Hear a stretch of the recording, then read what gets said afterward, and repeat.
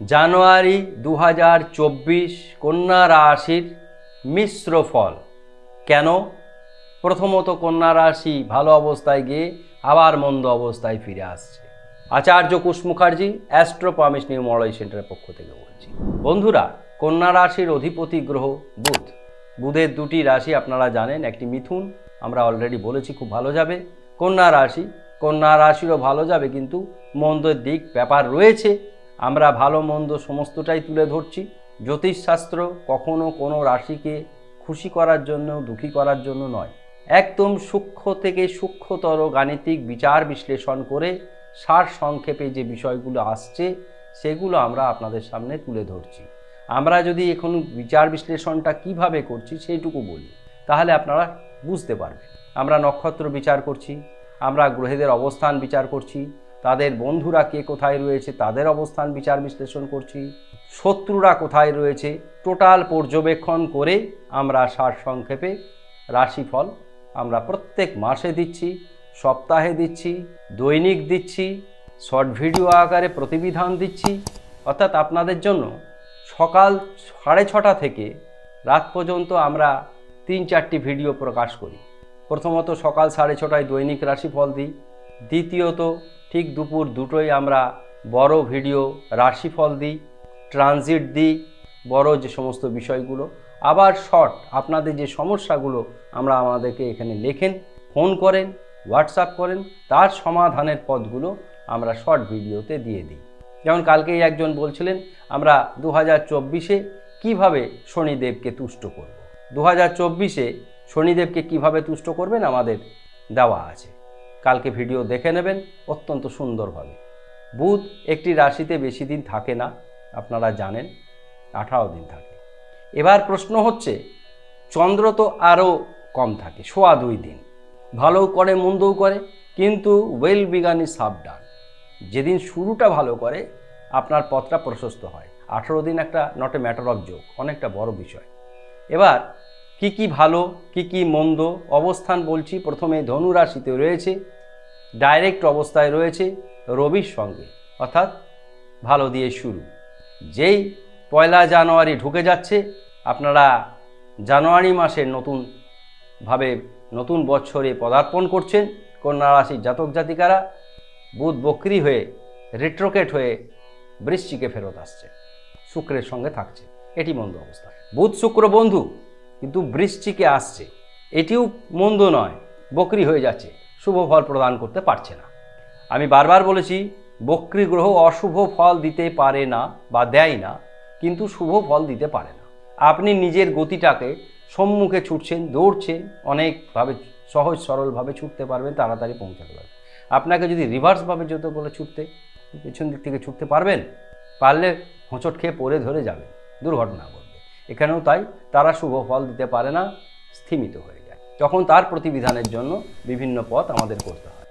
তাহলে আমরা প্রথমে বলবো কি ভালো হচ্ছে, তার কোথায় রয়েছে, কি করছে, কতদিন করছে সেটি বললাম।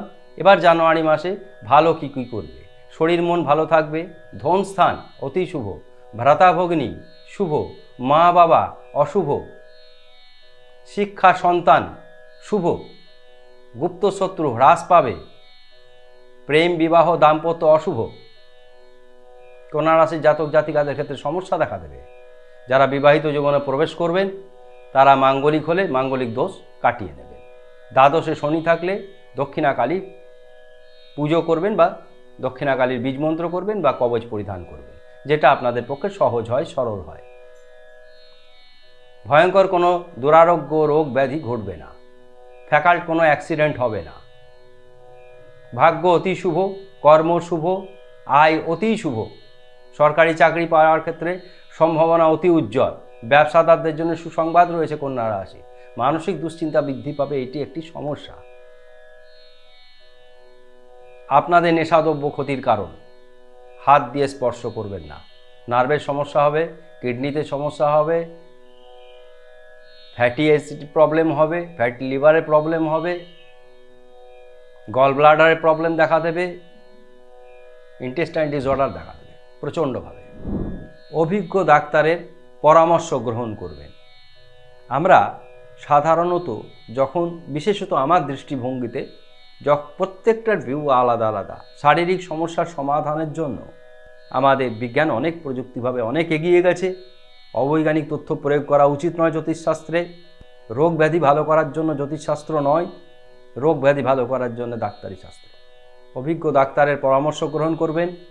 ছোটোখাটো সমস্যাই হোক আর বড় সমস্যাই হোক, যে কোনো বিষয়ে শারীরিক প্রবলেম দেখা দিলে তার সমাধানের জন্য অবশ্যই ডাক্তারের পরামর্শ গ্রহণ করবেন। নিয়মিত ডাক্তারের পরামর্শ গ্রহণ করবেন। বিপরীত লিঙ্গ দ্বারা ক্ষতি হবে না, আইনি কোনো সমস্যা দেখা যাবে না। বিস্তারে আপনারা সমস্তই জানেন, জিনিসগুলো বুঝলেন কোথায় ভালো কোথায় মিশ্র প্রভাব, মানসিক দুশ্চিন্তার প্রবলেম দেখা দেবে। এই যে জায়গাগুলো মা বাবার জায়গা ভালো নয়, কি যে জায়গাগুলো ভালো নয় শুনলেন, সেইগুলো জায়গা থেকে বেরোবেন কিভাবে। আমরা প্রথমত কি করবেন সেটা বলছি। সবুজ পোশাক পরবেন, নীল সাদা পোশাক পরবেন, হলুদ পোশাক পরবেন। বর্ণ বলে দিলাম। শুভ সংখ্যা 3, 5, 8, 6। আপনারা বুধের বীজ মন্ত্র করবেন ওং স্ত্রিং শ্রিং বুধায় স্নান করে। ত্রিপুরা সুন্দরীকে দর্শন করবেন, প্রণাম জানাবেন।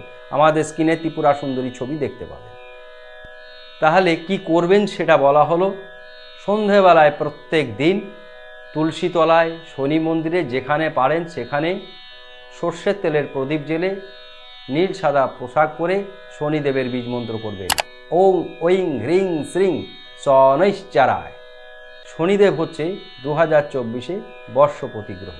কি করবেন না, অবশ্যই শুক্রবার মাছ মাংস ডিম খাবেন না, নিরামিষ আহার করবেন। শনিবার কেন প্রশ্ন আসতেই পারে, বুধবার নয় কেন? শনিবার এই কারণে, শনি আর বুধের সম্পর্ক বন্ধুত্ব।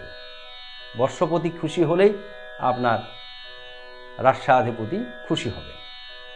আশা করি আপনারা কি করবেন আর কি করবেন না সেটি বললাম। আর কি করবেন না সেটি করতে গিয়ে বলবো, তর্ক বিতর্ক এড়িয়ে চলবেন। তর্ক বিতর্কে জড়িয়ে গেলেই জানবেন আইনি ঝঞ্ঝাটে পড়ে যাবে। সুতরাং তর্ক বিতর্ক থেকে নিজেকে সরিয়ে রাখবেন। তাহলে কি করবেন কি করবেন না, ভালো যাবে কোথায় মন্দ যাবে কোথায়, সম্পূর্ণ বিষয়টি আমরা তুলে ধরলাম। আশা করি আমাদের অনুষ্ঠান আপনাদের ভালো লাগবে। ভালো লাগলে মন্তব্য করবেন, শেয়ার করবেন, সাবস্ক্রাইব করতে ভুলবেন না। ধন্যবাদ।